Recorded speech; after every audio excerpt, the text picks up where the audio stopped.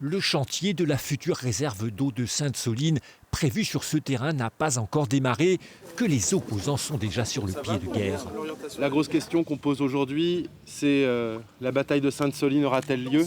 Un projet gigantesque, 720 000 mètres cubes d'eau destinés à l'agriculture, l'équivalent de presque 300 piscines olympiques.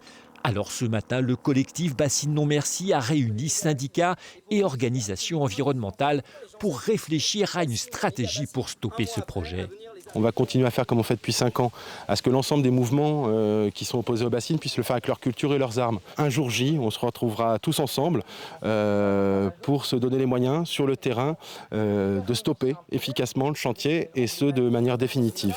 Cette réserve de substitution sera la deuxième construite dans un programme qui en compte 16 dans le bassin de la Sèvre niortaise. L'entrée principale du site sera donc au niveau du carrefour. Elle permettra à une vingtaine d'agriculteurs d'irriguer leur culture dans le sud des Deux-Sèvres.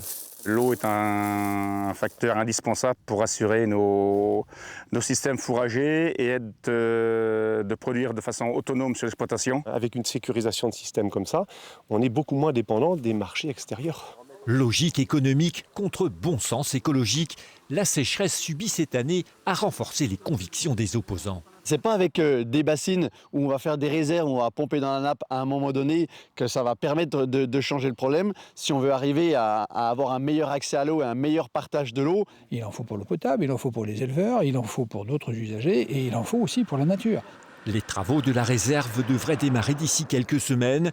Un chantier d'1 an et demi avec sans doute quelques rebondissements en perspective.